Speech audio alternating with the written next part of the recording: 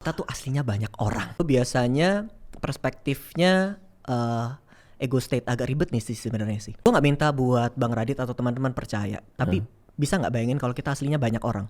Bayangin kalau kita aslinya banyak orang. Misalnya tadi pagi ada diri gue yang pengen kesini karena hari ini udah schedule-nya buat podcast. Tapi ada diri gue yang tadi kangen anak tuh. Apa gue pulang ya? Apa gue batalin ya? Ya jelas nggak mungkin gue batalin dong. Tapi kan ada suara itu tuh minimal.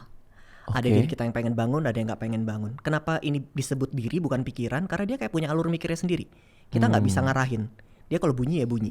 Dalam konsep yang disebut ego state ini, diri-diri ini nggak semuanya dewasa. Ada yang masih kecil, terjebak di usia tertentu, di kejadian tertentu.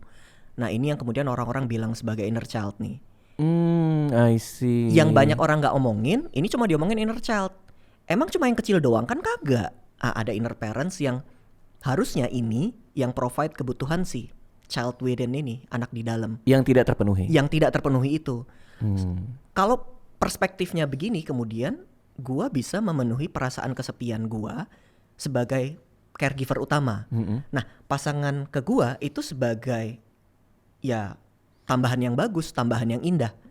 Tapi dia nggak harus menuhin gua, kalau enggak gua cari ke tempat lain, nggak gitu. So akhirnya sense of responsibility-nya, bertanggung jawabnya sama perasaan sendiri itu tumbuh. Itu lebih gampang sih daripada dia nyari ke orang-orang gitu. Itu menguliti itu dari sesi ngobrol aja. Itu sama kayak yang 3 lapisan, ada id, ego, super ego itu gak sih? Nah itu mirip. Id, ego, super ego itu, tapi Freud nganggapnya itu satu diri.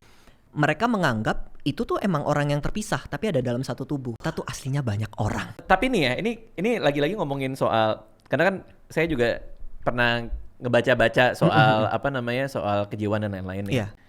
Berarti apakah depresi itu masalah perasaan atau ada komposisi chemical di otak yang nggak sama atau bisa dua-duanya? Ini pertanyaan yang juga rumit karena semua jawabannya kan akhirnya benar ya. Oke. Apakah itu komposisi chemical di otak yang bermasalah? Iya. Tapi apakah cuma itu? Tidak.